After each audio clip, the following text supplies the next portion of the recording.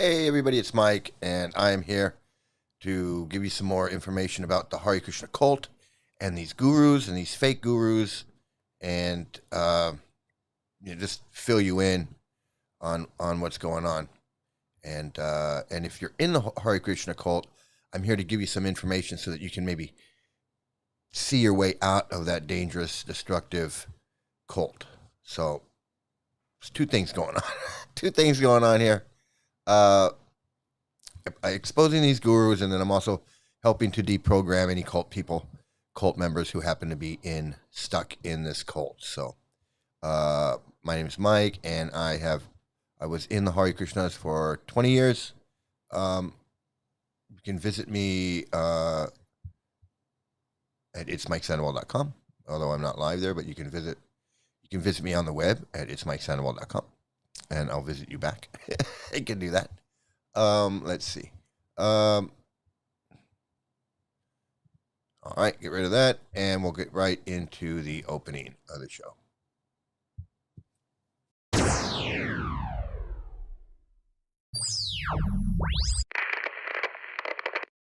Hello? Hello.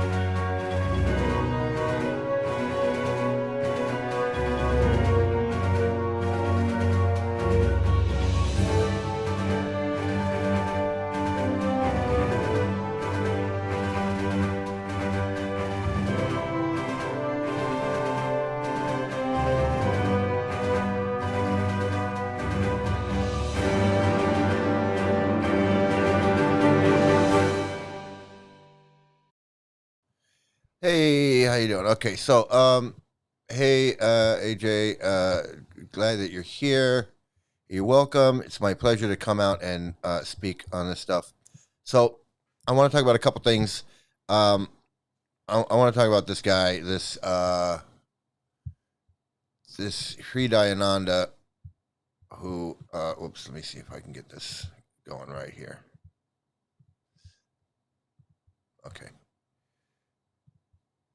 This Sri Dayananda, and some of you, if you're Hare Krishnas out there, you probably know who this guy is. This is his Wikipedia page. And he's just another scammer. He's no different than these other scammers that I've been talking about. But this guy's even probably worse, and for a few different reasons. But he's no different than these other ones, and he. Let's get right into it, okay? Might as well just get right into it. Here's his Wikipedia page. His name is Sri Dayananda Das Goswami, and let's see what it says here. It says his birth name is Howard J. Resnick, born November 5th, 1948, in Los Angeles, California, is an American Vaishnav leader and preacher, one of the leading spiritual leaders of the International Society for Krishna Consciousness, and one of the most distinguished disciples and close friend of ISKCON founder Bhaktivedanta Swami Prabhupada, who appointed him as preacher. Sri Dayananda Das Goswami is a guru and member of the ISKCON governing body commission since 1974. Early life and education. Howard Resnick was born November 5th. His maternal grandmother was from Vilnius, Lithuania. He entered University of California at Berkeley in 1967. In 1992, Sri Dayananda Das Goswami earned a bachelor's degree in religious studies from the University of California, Los Angeles, UCLA. He completed his doctorate in Sanskrit and Indology from Harvard University in 1996. Resnick was first introduced to Gaudiya Vaishnavism in 1969 when he attended a lecture by ISKCON founder Bhaktivedanta Swami Prabhupada. Thereupon, he left his education and settled in the Hare Krishna ashram in Berkeley and joined the formation. So he dropped out. So he dropped out of school, right? Because he entered the University of California at Berkeley in 1967, and he attended a lecture by Prabhupada, probably in Berkeley, in 1969, and he dropped out and joined the temple in Berkeley. And then so that was in 1969. He received initiation from Prabhupada on February 8th, 1970, so just months later, probably, or within a year, he received initiation, because we don't know when he went to that lecture. He was given a Sanskrit name, Hridayananda, and became a sannyasi in 1972. In 1974, Prabhupada appointed Hridayananda Goswami to the ISKCON GBC. He was subsequently appointed to the ministry in charge of preaching in Latin America and Florida. Under Goswami's leadership, ISKCON in Brazil and other Latin American countries experienced a period of rapid growth, with Vaishnav temples operating in major cities. He became a guru in July 1977. Okay. So I'm going to just pause right there and go over some of this stuff. Okay. So there's a lot to explain in just that little bit right there. So he's at UC Berkeley in 1967. Of course, Berkeley in 1967 was, anti-war protests and hippies and LSD and Timothy Leary and whatever. I mean, you can imagine what was going on there. And here's Howard Resnick at Berkeley in 1967 in college. So he's like what? He's like 18, 19, something like that. Summer of Love, he's in Berkeley, and he meets Swami Prabhupada. He goes to a lecture, and then he just drops out of college and joins the temple. Now, he gets initiated. Let's see. So he receives initiation in 1970, and then he becomes sannyasi in 1972. So in just 2 years. So in 2 years, and that's like all these guys. He joins the temple in 1969. In 1970, he's initiated, so he's got like a year or less of just reading Bhagavad Gita, because Prabhupada hasn't even written any books really yet. I mean, he's written a few. He's writing them. They're coming out little by little, but it's not like there's a bunch of books to read. Like for me, when I joined, all the books were there. All I had to do was go buy them or find them and read them. They were there. But back then, there's Bhagavad Gita, Easy Journey to Other Planets, first canto of the Bhagavatam, and Prabhupada's working on these books, Teachings of Lord Chaitanya, and he's working on his other books. But that's it. So he's 1 year. He's read Resnick. Howie Resnick has read. He's probably read all the books. He's probably read them, all of them, and so now he gets initiation in 1 year, and then he becomes a sannyasi 2 years after that. So in like less than 3 years, this guy is now he's a Goswami. He's a Swami. He's Goswami. He's got a stick. He's a big time preacher. How old is he? 60, 70. He would have just graduated college. So he would have been 22, 23, 24. He was born in 48.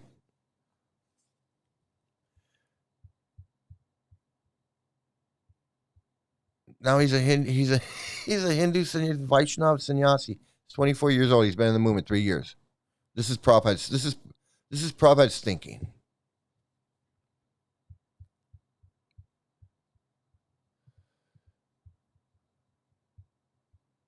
So now, and then in '74, he becomes this GBC. So he becomes one of the leaders, one of the governing board commissioners. He's in charge of preaching in Latin America and Florida, probably because he can speak Spanish. He probably learned Spanish in college before he joined. I mean, I'm sure he learned some stuff at Berkeley before he met Prabhupada and dropped out. He probably, took whatever he had learned. So he's in charge of preaching in Latin America and Florida, Brazil. And then it says here, it's interesting. He says here he became a guru in July 1977. But it doesn't explain how he became a guru in July of 1977. This is part of the scam. I mean, okay. He's a sannyasi guy. He's not a guru though. He's just like a, he's not the Pope yet. He's just like a cardinal, or not even a cardinal. He's just he's one of the head guys, but he's not. Okay, let's say he's a cardinal. Okay, he's a cardinal. That level, he's like a cardinal guy, right, in the movement. And this is a very small movement. It's not worldwide church of Catholic Church. It's a very small cult. Okay, so he is one of the leaders, but then he says he became a guru in July 1977. So what happened in July of 1977? In July of 1977, Prabhupada wrote this letter to all GBC and temple presidents, and he says, Prabhupada says, recently when all the GBC members were with his divine grace, Srila Prabhupada indicated that soon he would appoint some of his senior disciples to act as Ritvik representatives of the Acharya. And he's given his list of 11 disciples who will act as this representative of the Acharya. So nowhere in this letter does it say these 11 guys are gurus. It just doesn't say it in here anywhere. It says what they will do, who they are. It lists them.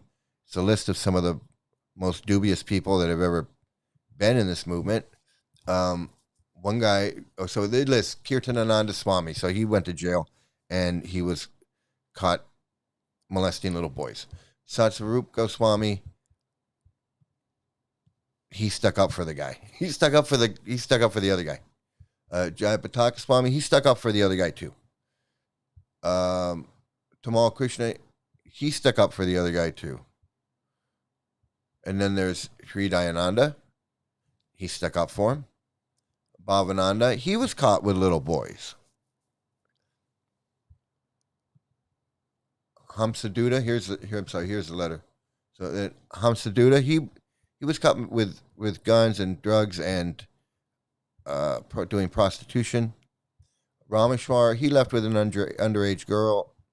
Harikesh left with money and one of his disciple therapists.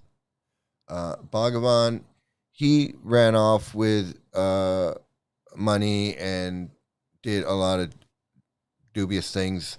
I don't know all the things that he did, but he was accused of stealing money and not reporting abuse, I guess. I don't know. But he's got a dubious past. He was not in ISKCON. A lot of these guys came back. So Rameshwar is back. Bhavananda's back. I don't know about Harikesh. He might be back. Bhagavan is back now. And then Jayatirtha got his head chopped off.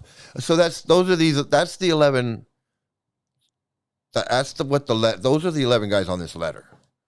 That Prabhupada picked these guys to run his operation. These guys. Out of all of the people that Prabhupada could have picked, he picked these guys. Which says a lot about Prabhupada, and it says a lot about these guys. I mean, Uh, so Hridayananda is one of these guys, and he says that he became a guru on this day, on the day that this letter was written, is the same day that he became a guru. But this letter doesn't say anything about him becoming a guru. It does mention him on this letter that he would be one of these Ritvik Acharyas. It does state that on here. So I don't know, but if he thinks that this letter makes him a guru, and he's can be a guru, then anybody can be a guru. Because this doesn't say that he's a guru. But he's just implying that, well, I'm mentioned on this letter, and I was there with Prabhupada, and I was this and I was that. Nowhere does it say he is a guru. He's just assuming that, hey, I am qualified to be a guru because I was picked by Prabhupada to be in this with these other 11 guys who, some of them got their head. One guy got his head cut off, and the other guy, I'm included in that group. Because I'm included, because I was included with Bonnie and Clyde, and just because Bonnie and Clyde got shot in the thing doesn't mean hey. But he's saying that because he's listed with these criminals, that somehow makes him a guru in his mind. That makes him a guru.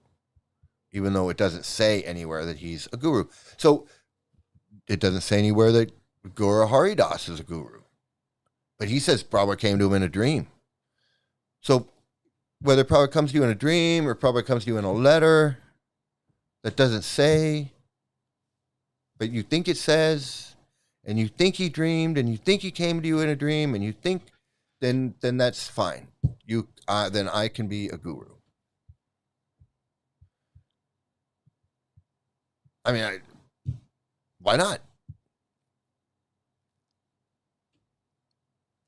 Well, I mean, and that basically that's true. Anybody can, if you got the balls to pretend to be a guru and that you can teach somebody about life, or you can teach somebody about Krishna, or you can teach somebody about Lord Chaitanya, or you can teach somebody about Vishnu, or whatever, and you sit your ass down and you you do it, then I guess then you're a guru. Why not? So this guy thinks, he says, I became a guru on July 9th, 1977, but that letter doesn't say anything about him becoming a guru. So I don't know how in his mind that letter makes him a guru. I don't know how, but so the other thing I wanted to bring attention to is, it says here, he completed his doctorate in Sanskrit and Indology from Harvard University in 1996. So he has a doctorate in Sanskrit and in Indology from Harvard, which is really impressive, right? Somebody says, hey, I have a doctorate degree from Harvard. You're inclined to go, wow. You must really know what you're talking about. Because they don't just hand those things out to anybody. So, and they're not cheap. It's not cheap. So, the fact that he has this doctorate from in Sanskrit and Indology from Harvard University is impressive on the face of it, just the sound of it. But the fact of the matter is, Prabhupada wanted his disciples to go to college. Not all of them. He wanted some,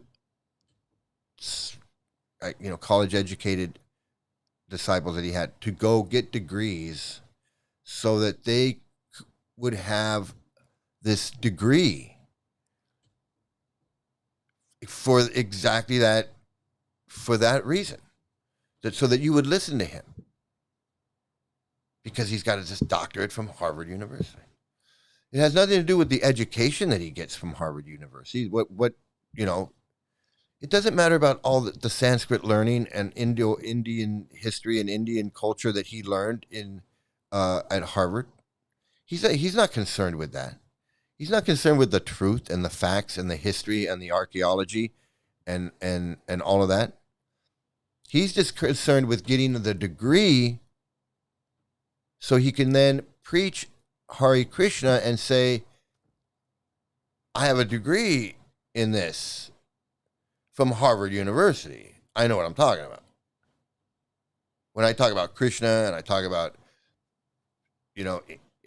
Bhagavad Gita and the, Kurukshetra and the war and Vishnu and I talk about all this stuff, I know what I'm talking about because I have a degree from Harvard.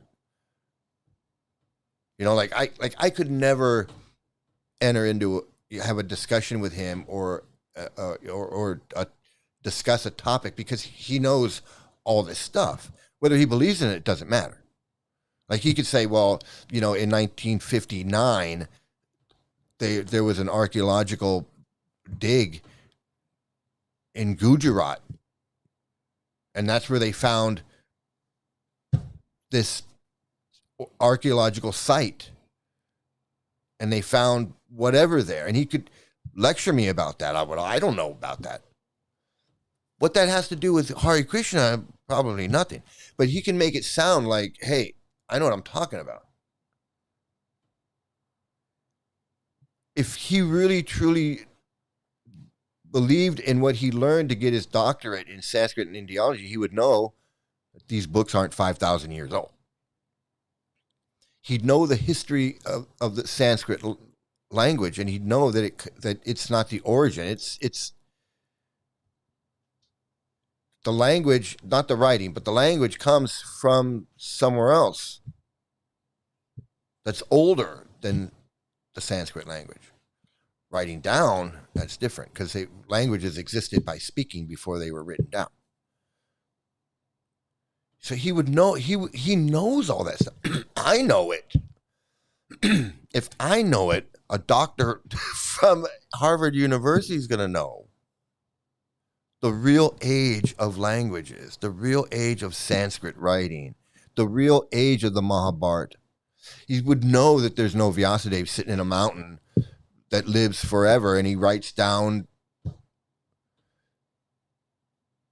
Bhagavad Gita and Bhagavatam and the Vedas were not all written at the same time by the same person or persons.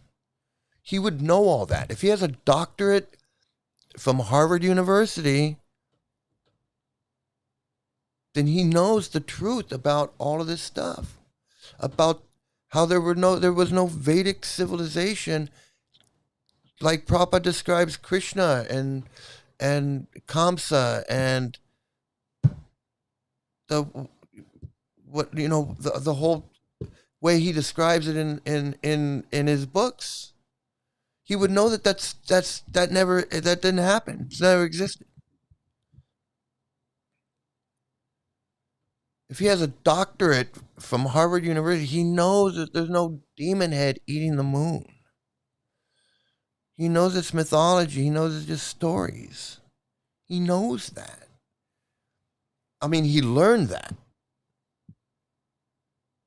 So he could get his degree and then sit there and go, I'm Goswami, and there's a demon head eating the moon, and I know what I'm talking about because I have a degree. I got a doctorate from Harvard. You think they just give a doctorate from Harvard to any idiot that thinks there's a demon head? I mean, that's what he wants you to believe. That he wants you to believe that he's got this doctorate from Harvard. He doesn't believe any of that shit. Sure, he wrote a thesis paper on whatever the archaeological finds of whatever that place is called. I forget Mahajendra Daro or wherever, he writes some paper about this and some paper about the Vedas and the origin of Vedas and how it relates to. And he can write all of these papers. Who cares? He doesn't believe that shit. He doesn't believe the truth. He believes a bunch of bullshit. He believes Krishna played a flute and the sound came out and went into the ear of this guy, and then he spoke it to the guy that floating through space, and then he sat down with and he spoke it to Vyasadeva, and then he wrote it down with Ganesh's tusk and all of it. He just accepts what they say so he can get his degree, so he can cheat you. So he can cheat you into thinking that he's like, first of all, he ain't no guru because he never, who said he became a guru? He became a guru on July 9th, 1977. It says on his Wikipedia page. How'd that happen? Explain how that happened. It happened on this letter, on July 9th letter that doesn't say anything about guru. The word guru doesn't exist on this letter.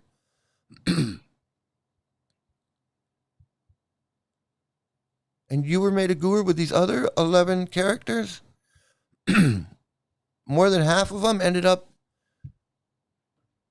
doing horrible things. And you're proud to say you're one of them? And that's how you became guru with these, along with these other horrible people?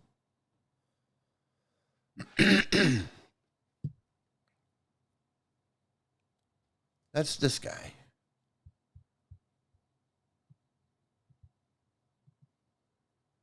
That's this guy. Screenwriting classes at UCLA, but I don't write screenplays. I like humorists. You're a humorist. Yeah, I think you two would be very fun together. Yeah, we'll have to talk. Okay, thank you.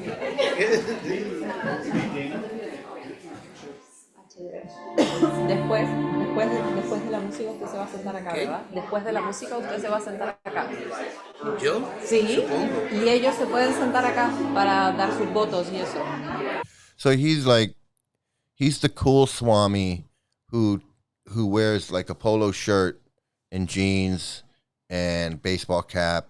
You know, he's like modern Swami. He's modern Ananda or whatever. Swami Modern Ananda. So he's got this thing that he started years ago, maybe 10 years now or more. It's just like a modern Krishna thing where you don't have to dress up like a Hare Krishna, and you don't have to, you still have to follow the rules and everything, but there's no dress requirement. Like you don't have to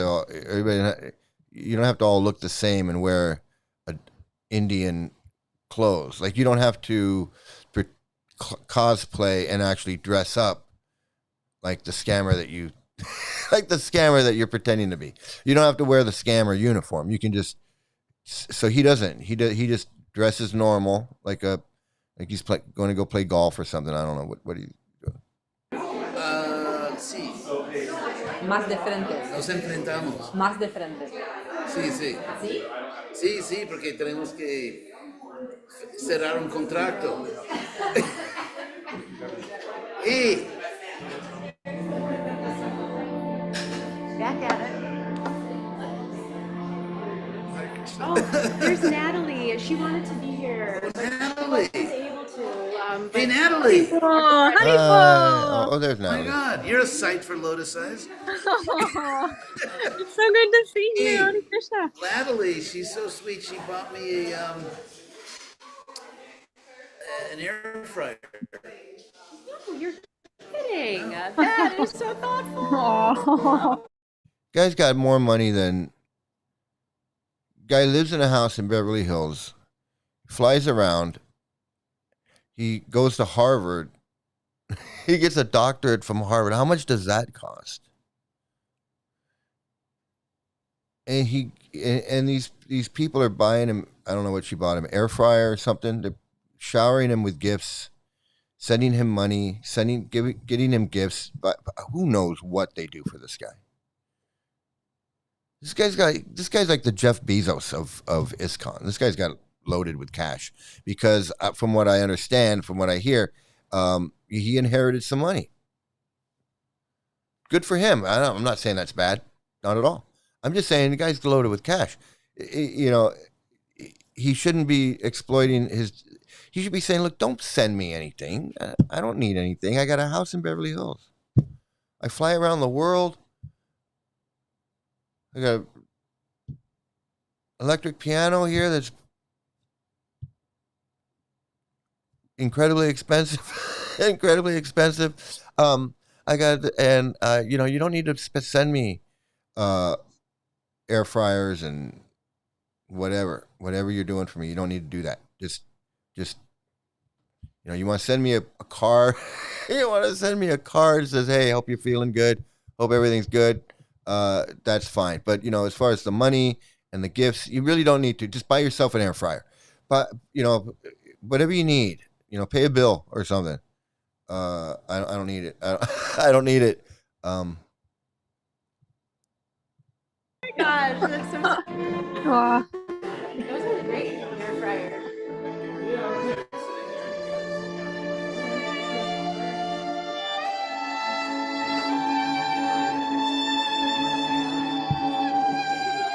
So I'm just gonna go back for.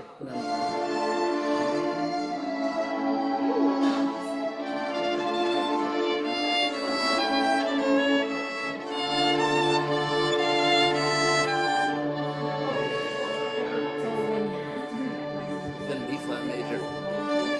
So you kind of, I don't know. For me, it's like he's really friendly with everybody, and it's kind of like they're having like a, you know, chamber music or you know like you know, tea time, or you know, like it's a little family gathering around, and you kind of forget the idea that he thinks he's a guru, that he's actually talks to Krishna and all this stuff, like you know that he is this pure devotee, and all the stuff that I talk. I don't need to go over it all over again. All the stuff that I talk about, he's fully in on it. He protects them. He's all of it, and so it kind of seems like, well, I don't know, Mike. This doesn't seem so bad. He's playing the piano and she's playing the violin, and it seems pretty harmless. F major.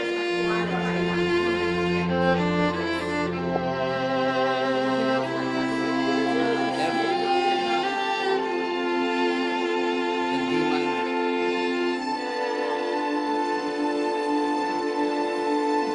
And E major. And I think that's part of the scam, and that's part of his charm, is that he tries to be like, I'm your friend. I'm your guru, but I'm your friend. I'm your buddy. I'm just an ordinary guy, but I'm also the guru, and I'm giving you transcendental knowledge, just like the other guy was doing with the Leela and the stories and the whole thing. I don't know how long it goes on for. Okay, let's see. No, this is where That was amazing. ISKCON. We have to post that all over ISKCON. That's all the rest to show them. That So this is an initiation. So he's doing an initiation here, and so now he's gonna. I guess he's gonna. I don't know what he's gonna do, but it's just like he's trying to be like, I'm the cool guru, but you still have to surrender to me and surrender your life to me and accept me as the sum total of the demigods and all of these things that the scriptures say the guru is. And that's part of the scam, is like, you know, like I'm the cool Swami. Look at me. I got jeans on. I got a polo shirt, and I'm just sitting here in a regular chair, in regular house, and but he's got, you know, tarjeta de introducción, ¿cómo se dice? tarjeta de presentación. Tarjeta de presentación.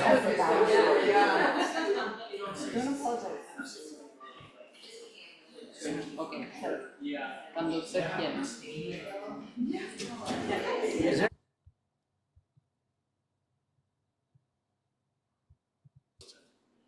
course, in Hawaiian. Prabhupada said that Okay, here we you are go. thinking, talking to us, that you are all young and I'm an old man. And he said, but I was young like you. I had my friends, I was playing, I was doing so many things. And then he said, someday you will also come to this point. And so I'm almost exactly the age that Prabhupada was when he said that. So it's interesting that it does, to coin a sort of a new saying, time flies. And so here we are. And the wonderful news is we're all actually eternal. I mean, none of us actually is in our 20s or 30s or 40s or anything. We are all eternal souls. And somehow we've been blessed to come into contact with Prabhupada, Krishna. Somehow we're blessed to come in contact with Prabhupada. Somehow we're blessed to come in contact with this 22. This guy who was 22 when he had sex with his 11-year-old girl, who was racist and sexist as fuck. He said women can be beat. That there's three things you can beat: a dog, a drum, and a woman. He said blacks were ugly and belonged in the jungle. I can go on and on of all the horrible things. And this Howard Resnick, he's Jewish. I'm pretty sure that's a Jewish name. I'm pretty sure he's Jewish. Probably glorified Hitler. He said Hitler was a gentleman. He denied the Holocaust. This guy's parents and grandparents or great grandparents probably had to flee Nazi Germany because of Adolf Hitler.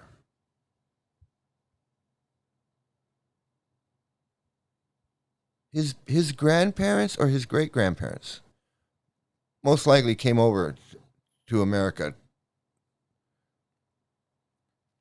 and some of them probably had to escape.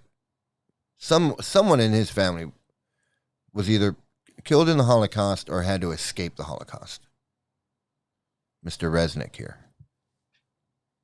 And he thinks that coming in contact with Prabhupada is some great achievement. We're so fortunate that this racist, bigot, xenophobic, homophobic, misogynistic, didn't give a shit about his kid, that this guy, like, he's somebody to praise and glorify. Have this extraordinary opportunity to really make our lives successful. Make our lives successful by associating with Prabhupada and Prabhupada's books, going out with a shopping cart full of books and selling them at Costco or the DMV or some shopping center or somewhere, or Venice Beach somewhere. That's a successful life. Doing something for Prabhupada is being successful when Prabhupada was nothing but a failure and nothing but a racist, bigot, homophobic piece of shit. That's what it gets down to. Otherwise, it's like that bumper sticker, whoever dies with the most toys wins. Why does everything have to revolve around Prabhupada? Why can't I be a good person without Prabhupada? What makes Prabhupada this? And so, it's like, for example, I'm in a hotel right now down in, actually right in the town where they filmed Groundhog Day, in Woodstock, and so we're leaving tomorrow, and we have to know where we're going. So he's staying in a hotel. I wonder who paid for that hotel. I'm pretty sure he didn't. It would be, I mean, more than irresponsible to know that we have to leave the hotel tomorrow and we're just not going to worry about where we're going. So we're sort of booked into this body for a while, but we have to leave. Okay, so he's making this analogy that if you're in a hotel and you have to check out, that you should prepare where you're going to go before you check out. And he's saying that life is like that. Like, you have this body, and you're gonna die one day, and so you should prepare for where you're gonna go. But nobody knows where they're gonna go. Now, if you're in a hotel, you know where you're gonna go. You're gonna go to either another hotel, or you're gonna go to someone's house. You're gonna go to your own house. There's a lot of options. So it's not a good analogy, because death, we don't know what happens after death. We're gonna go in the ground. That's where we're gonna go. That's the only thing I know. That's the only thing anybody knows, is we're going in the ground, and we're going to go up in smoke. That's what's going to happen. So what are we preparing for? A lot of people do prepare for that. People have life insurance. They have burial plots. They have their plans, their inheritance plans. They have all those things planned out, and then they know that they're going to check out and have it all. It's all planned out. He wants to make it seem like if you're not prepared to go to his fantasy world that he thinks where you go, well, then you're just wasting your time. That's like me saying, if you're not going to go where I think you're going to go, then you're wasting your time.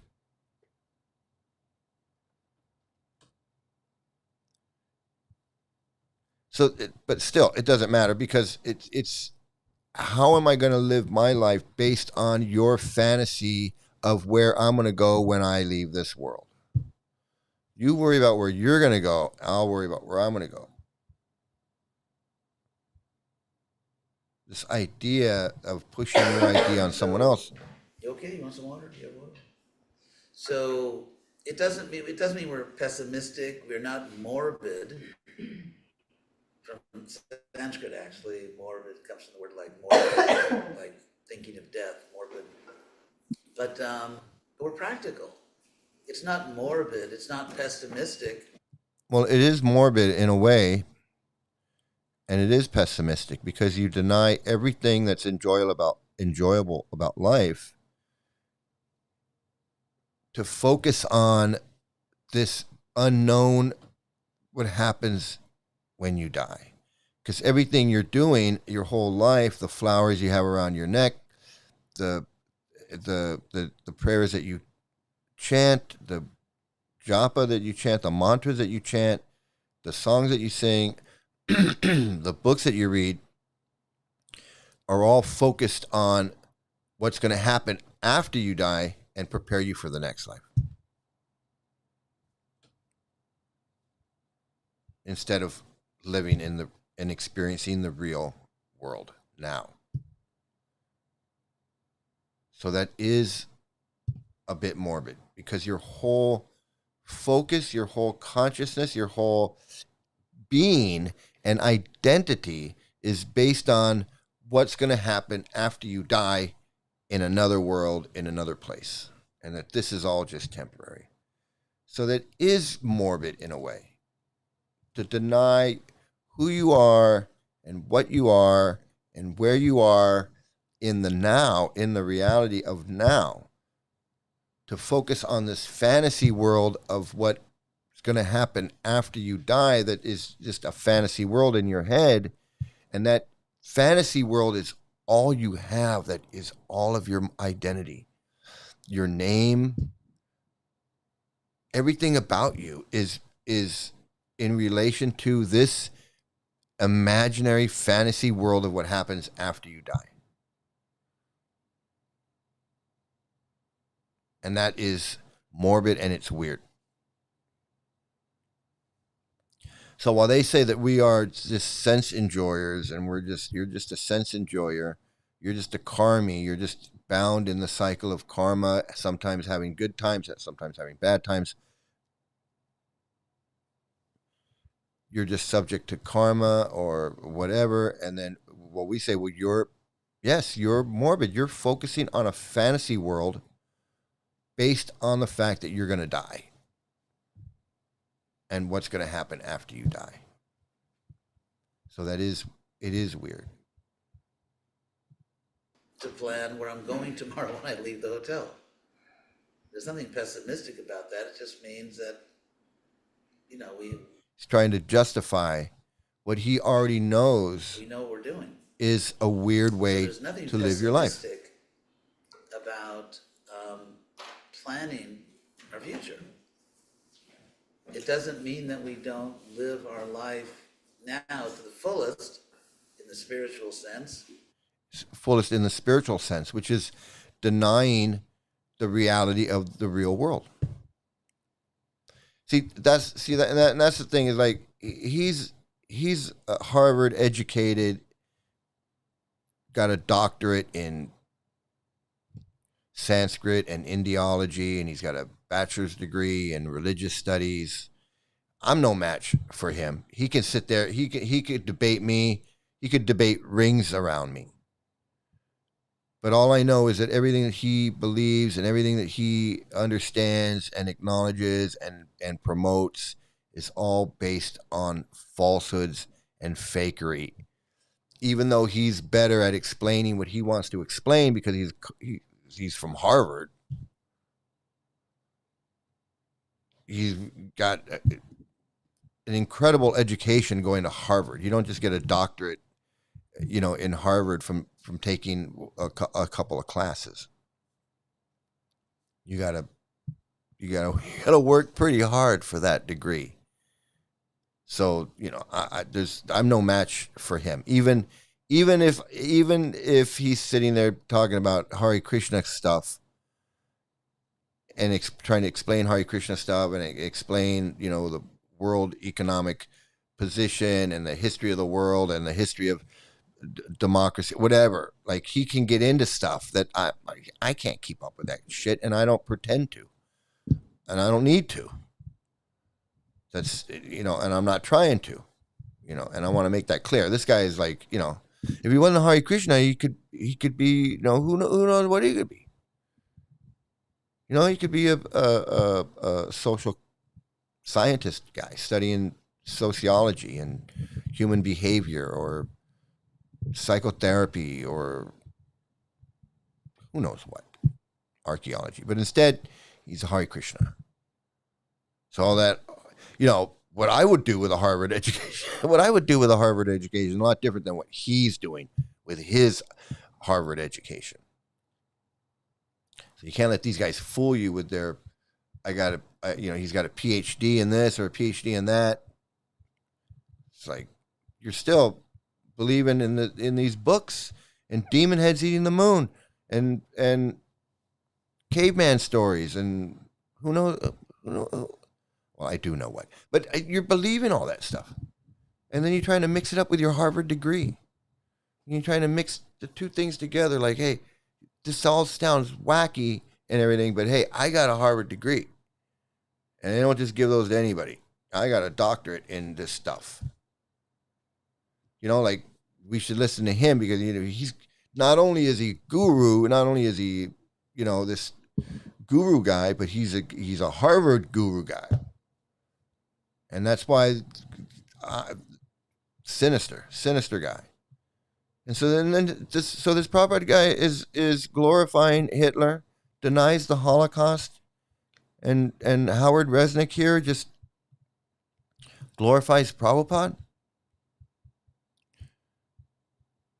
I mean, that would be the question that I would ask him. I would say, do you agree with Prabhupada when he says that Hitler only killed a few thousand Jews who were in jail? He didn't kill 6 million in concentration camps. And then see what he says. But I'll never have that opportunity to ask him that question. But I would love to see that on video and see what he says. This guy. So I wanted to also show one other guru cheater guy.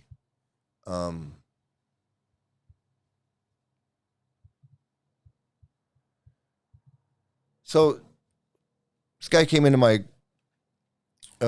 chat months ago, telling me about his brother and how his brother got mixed up with these Hare Krishnas and got a book and read the book, and then lo and behold, within months, the guy's changed. He's like he left his family. He went to India to milk a cow. He lost contact with his family, his parents, his brother, the whole thing. And then he's in India for a while. So this guy comes and he finds me, and I tell him, I go, wow, I'm really sorry, this whole thing. So then he comes back from India, and the guy comes back into my chat, and he says, hey, my brother's back, but now he got initiated by this guru, and it's worse than ever. It's worse than ever. And I'm like, oh my God, that's horrible. That's what I'm trying to stop. I'm trying to prevent stuff like that because I know what that's like. And so he says he's under the spell of this Devamrita Swami, one of these ISKCON gurus. And that's this guy. And this guy, he's different than the other guy. The other guy wearing the Western clothes. He's got a Harvard degree, college degree, a Harvard doctorate degree. This guy didn't have none of that. But this guy is, well, let's just take a look at this guy. Okay. Chakshur militang yena tasmai Shri Gurave Namah. Jai Shri Krishna Chaitanya Prabhu Nityananda Sri Advaita Gadadhar Sri Vasari Gaur Bhakta Vrinda. Hare Krishna, Hare Krishna, Krishna Krishna, Hare Hare.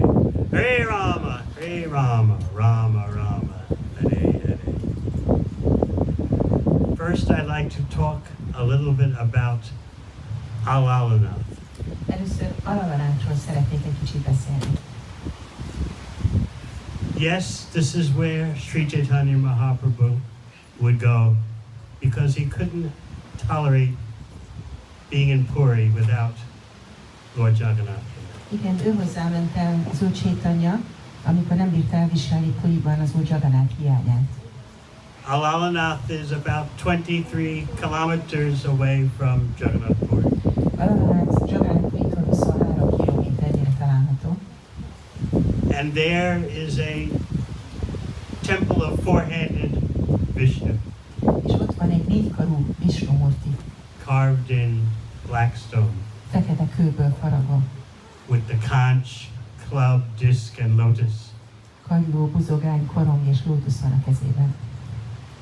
According to tradition, and it's very well established, this is the deity there today is the same as during the time of Chaitanya Mahaprabhu and even before. A megalapozott hagyomány szerint ez a murti ugyanaz a murti, aki az Úr Chaitanya idejében és még korábban is ott volt. It seems that Alalanath was Chaitanya Mahaprabhu's getaway place when he felt too many complications were happening in Puri. Úgy tűnik, hogy Alalanath volt ez a hely, ahova az Úr Chaitanya menekült, amikor a dolgok túl bonyolulták kezdtek válni Puriban. Just like our ISKCON leaders often need a getaway place. Az ISKCON vezetőinek is sokszor van egy ilyen menekülőhelyre szükségük. When the managemental complexities get too much. Amikor a menedzsment bonyodalmai túl összetetté válnak. I was speaking at New Vrajadam about one lecture Prabhupada gave in which he said, Krishna sees your headaches, referring to managers.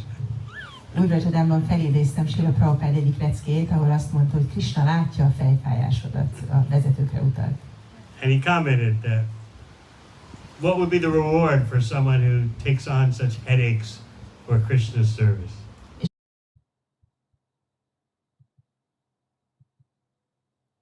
So that's this guy. Okay, this guy, he is just another cheater.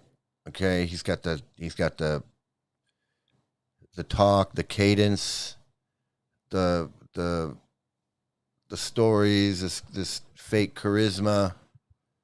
He's gonna sit there and talk about Chaitanya Leela, and it's I could see right through it.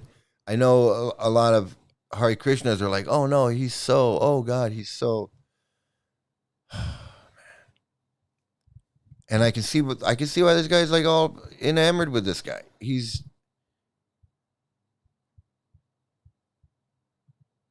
Beszélt, hogy milyen jutalmat kap az, aki ilyen szolgálatot vállal Krishnáért. He said the reward is an increased taste for hearing Srimad Bhagavatam. Azt mondta, hogy a jutalom az, hogy fokozódik az It's all such bullshit. It's all such bullshit. And watching this guy just reminds me of how much I was in to this bullshit. I mean, I was all over India, and I was listening to these guys, and I was believing a lot of this stuff, and I was hearing these stories about these pastimes, Lord Chaitanya pastimes and Krishna pastimes, and hearing it and just what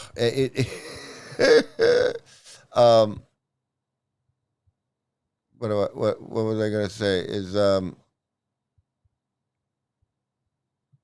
Unga! That's what I want. Oh God, it's just it's too much. It's too much. It's too much for me. I can't take listening to this crap, knowing how much this stuff damages people's minds and damages their lives and their relationships with their friends and their families. And I think about how this guy is in India milking a cow, listening to this crap, thinking that this guy is so great. Hey, how you doing? Good to see you here. Washing his feet, washing his clothes, washing his underwear, being his right-hand man, because he sits there and does this bullshit.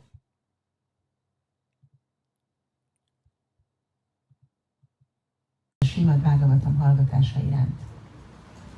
So when devotees would press Lord Chaitanya, he felt, he would often say, I'm going away if you continue like this, I'm leaving. Amikor a bakták időnként nyomást gyakoroltak Chaitanya Mahaprabhura, akkor mondta, hogy jó, akkor én most elmegyek. When they presented to him the petition from Maharaj Prataparudra to see Lord Chaitanya, he threatened, you keep pushing like this, I'm going. Amikor közvetítették felé Maharaj Pratap, And they talk about these stories like these things really happened. And if some of these things really happened, it's pretty weird stuff. Like Ramananda Roy with dressing the young girls and bathing them and dressing them and seeing them naked. This creepy, this really creepy story about how and that was okay because he was Ramananda Roy. He was like this self-realized soul, kind of like Kirtanananda would go in and inspect the boys in the Gurukula,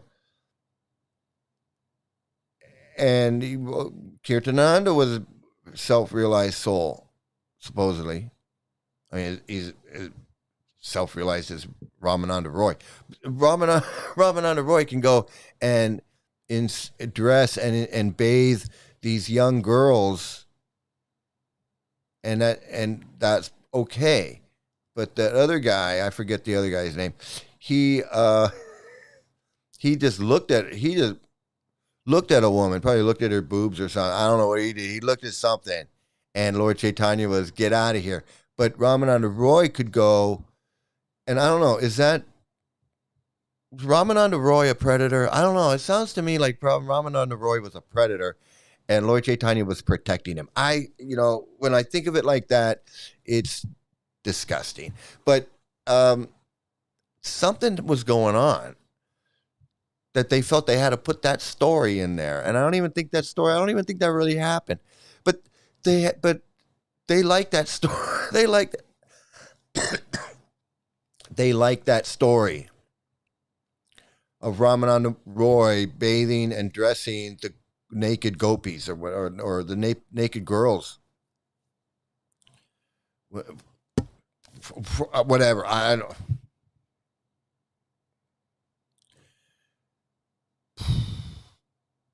That's who these people are. And that's who this guy is. This is the guy who's got our friend Pas's brother under the spell. He's just a regular guy. He was a software engineer, had a good job. He was happy, normal life. Nothing. Grandma passed away. Grandma passed away. Somebody gave him a book. Here, read this. And so he did. And now he's a Hare Krishna. Now he's a Hare Krishna. And this guy is his life and soul. Kérelmét, akkor azt mondta, hogy ha tovább nyomjátok ezt a kérdést, akkor elmegyek. And also in the Anchalila, the situation, the very precarious situation involving Gopinath Pattanayaka. És ott van ugye az Antya Lélában Gopinath Pattanayaka története is. Who was apparently about to be executed by the prince because of failure to pay a debt. Akit a herceg éppen ki akart végezni, mert nem tudott visszafizetni egy adósságot. 4 times, Mahaprabhu said, 4 times persons are coming to me presenting this situation of Gopinath Pattanayaka. Mahaprabhu mondta, hogy már negyedszer jön hozzám valaki Gopinath Pattanayaka helyzetét ismertetni. What am I supposed to do?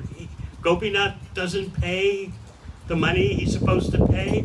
He's got some financial impropriety, and now I'm being bothered by this? Mit kéne csinálnom? Gopinath Pattanayaknak adóssága van, amit nem fizet vissza, és most hozzám kell jönni ezzel? I'm leaving for Alalanath. Elmegyek Alalanathhoz. Devotees pleaded with him that. Okay, so I guess the tradition of these Hare Krishna leaders getting frustrated and stressed out goes all the way back to Lord Chaitanya, where he's like, "Hey man, I can't take this. I can't take it anymore.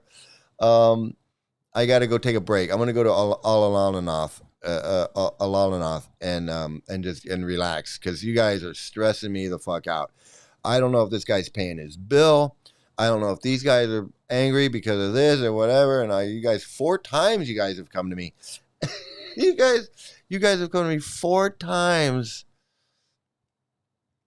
And I'm done. I'm going to Alalanath, man. Later, adios. Okay, I'm bailing. So evidently, Trivikram and Naranjan and Harikesh and Rameshwar and Bhagavan and all of these guys, they're just doing the same thing that Lord Chaitanya was doing. Like, hey, I'm stressed out. I'm stressed out. You guys, 4 times you guys came to me. And I can't take it anymore. I'm bailing out to Alalanath. And then I'll see you guys later. I'll catch you on the flip side because I'm not hanging around here no more. I'm going. And so that's what he did. He bailed out. Gopinath Pattanayaka is not asking you to save him. It's just that devotees know that he's so dear to you. And therefore the devotees are coming on their own. On their own will, they're coming to you, presenting his situation. Mondták Chaitanya Mahaprabhunak, hogy Gopinath Pattanayaka nem vár tőled semmilyen megoldást, hanem a bakták látják, hogy mennyire kedves neked Gopinath Pattanayaka, és ők a saját akaratukból jönnek el hozzád, hogy segíts őt. Gopinath Pattanayaka would never approach you for material benefit, to save his own skin. Gopinath Pattanayaka sosem fordulna hozzád valamilyen anyagi haszonért. So, anyway, so you can see how the telling of these stories that they're supposed to bring you transcendental bliss. Hearing this stuff, supposed to make you giggle and laugh and cry and hair stand up on your hair stand up, and all of these ecstatic symptoms, which if you're under the spell of one of these gurus, you would be happy to, like my friend Radhakunda, you would be happy to show those symptoms of ecstatic, because you want to show that you are advanced. So it's Emperor's New Clothes. You gotta go along to get along. You gotta go along with it, because that's how you advance. The more you believe this junk, demon heads are eating the moon, and there's a four-armed guy laying on a snake that's his brother, the more you believe that crap and express that you believe it and show, then you're more advanced. Because people that are not advanced spiritually, they don't believe it. Like, if you're not spiritually advanced, you're not going to believe that a demon head is eating the moon. But if you are a spiritually elevated person, self-realized, then you're going to believe that the demon head is eating that moon. Yeah, that's how it works. And they get you into this trap that this guy's brother's in, where he's thinking that the demon head is eating the moon, and as long as he keeps thinking that, I'm advancing in spiritual life. If I just keep believing all this nonsense, then I'm making advancement. Because people who don't make advancement are the ones that don't believe this stuff. And that goes along with the women have small brains. Women like to be raped. Black people belong in the jungle, and they're ugly, and they're savages, and civil rights, and all this bullshit. It goes right along with it. It goes right along with the demon head eating the moon.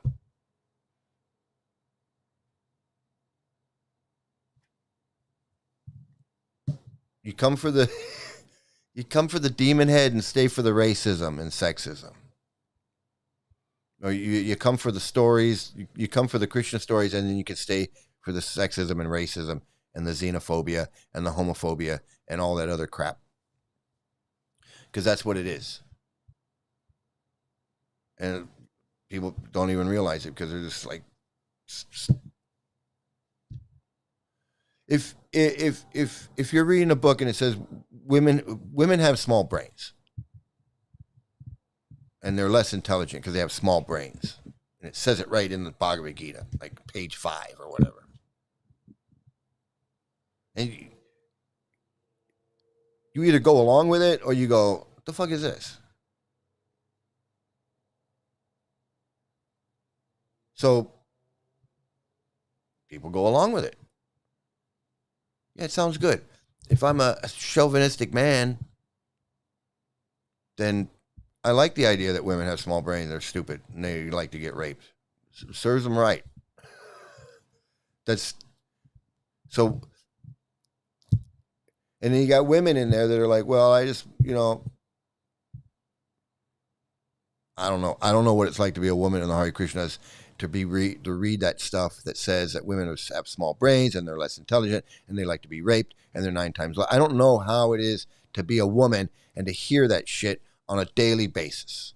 Now, the girl in the video said that she couldn't take it growing up and hearing that. I don't know how I could take it either. I didn't like it that my daughter was going to be hearing that stuff. When I found out that some of that stuff, it sunk into like how 9 times lustier women like to be raped. 11-year-old girls make wives. What?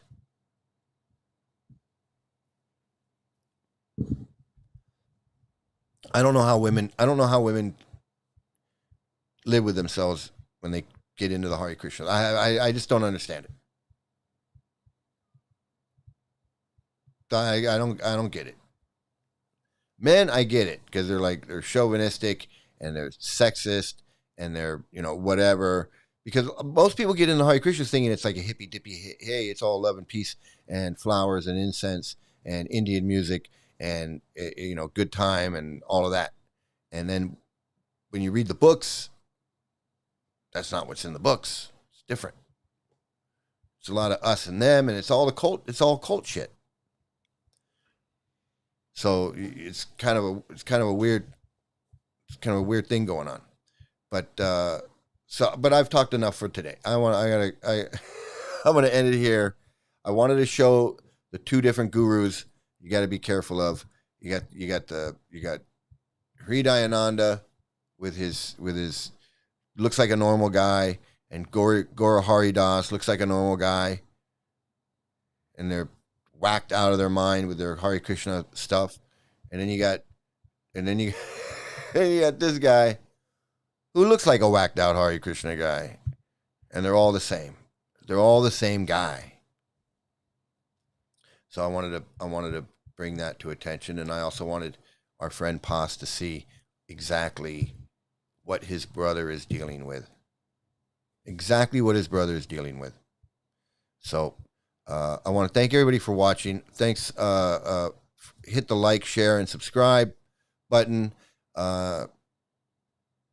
Please get these videos out there so we can save more people.